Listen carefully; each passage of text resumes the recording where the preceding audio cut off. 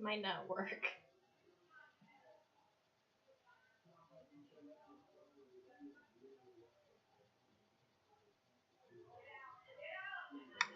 Someone that has a problem with alcohol. Do they drink to excess, and are you worried about it? Do you know the difference between alcohol abuse and alcoholism? Watch this video, and not only will you know the difference, but you're going to know what to do about it.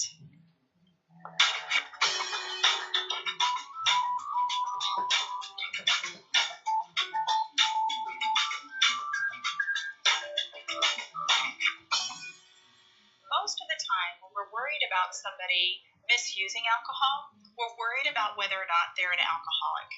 Now, alcoholism, it can end careers, cripple families, and change somebody's life forever. But this may sound funny because what I'm more worried about are those people who abuse alcohol more than the people that are alcoholics. So yes, alcoholism is the most severe form. The symptoms of being an alcoholic, they're really obvious. Abusing alcohol, though, they're less obvious. It's harder to detect the symptoms of somebody who is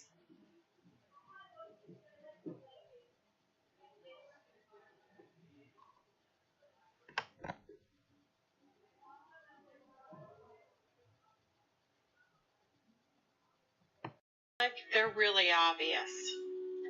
Abusing alcohol, though, they're less obvious. It's harder to detect the symptoms of somebody who is abusing alcohol. You know, the problems fester and fester undetected until, you guessed it, there's a crisis.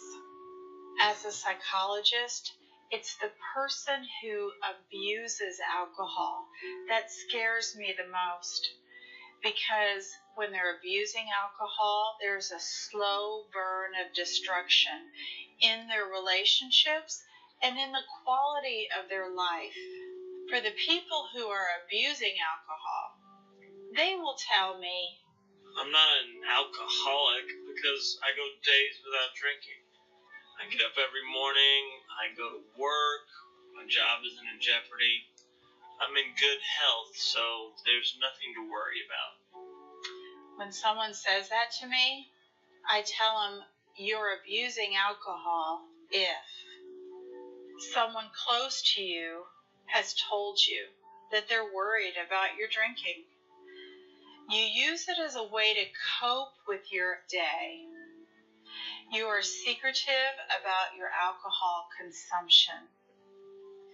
You are failing in your responsibilities at work, at school, or at home. You are dangerous about your drinking, and you continue to drink despite having an ongoing relationship problem that's caused or worsened by drinking. So alcoholism is different.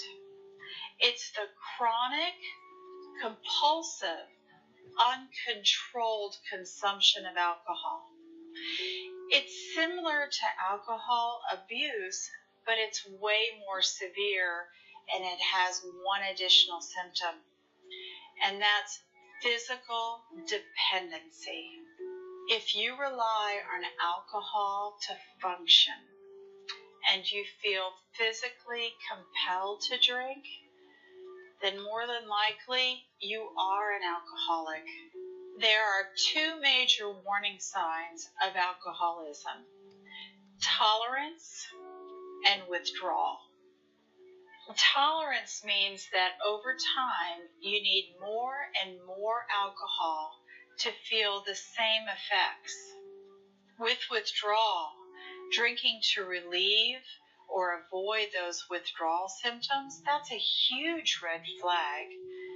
When you drink heavily, your body gets used to the alcohol and experiences withdrawal symptoms if it's taken away. Everyone who eventually becomes an alcoholic at some point abused alcohol. But not everybody who abuses alcohol will for sure go on to become an alcoholic.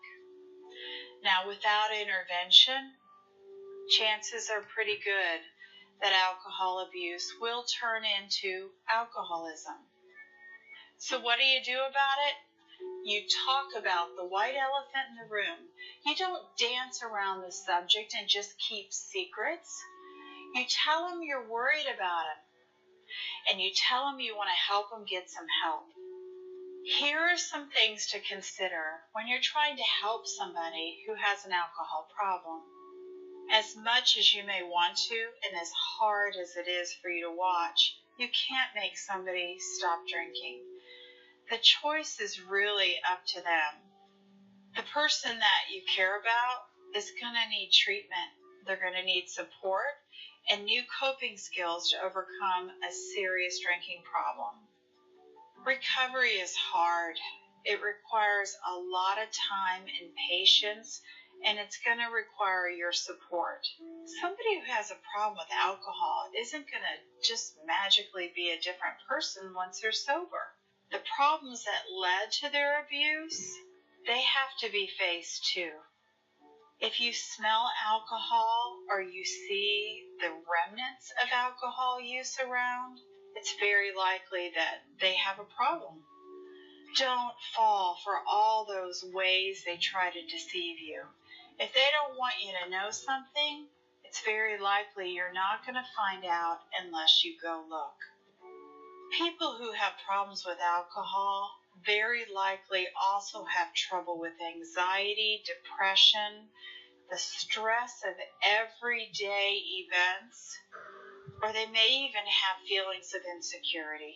The alcohol abuse may be a way they're trying to feel numb instead of face the issues. Triggers stimulate a relapse. It's important to know all those things that may be triggers. Identify what the triggers are and help that person find substitutes. When someone believes they can handle their triggers on their own, you know what? They're more likely to relapse. Unfortunately, many people have trouble with relapse after they get treatment. This doesn't mean the treatment failed. Try to help the person you care about see relapse as a chance to do better and to keep working on those skills to avoid drinking. If you're the person that has a problem with alcohol, get some help. Call your physician, talk to your clergy, go see a psychologist, tell a friend. You don't have to go through the process of getting sober all alone. Share this video with someone that you know would benefit from the information. Don't forget to subscribe to my YouTube channel where you can have access to all my latest videos on various clinical topics. Connect with me on Facebook and on Twitter. And go to my website where you can sign up for my blog and my e-newsletter. I'm Dr. Susan Fletcher.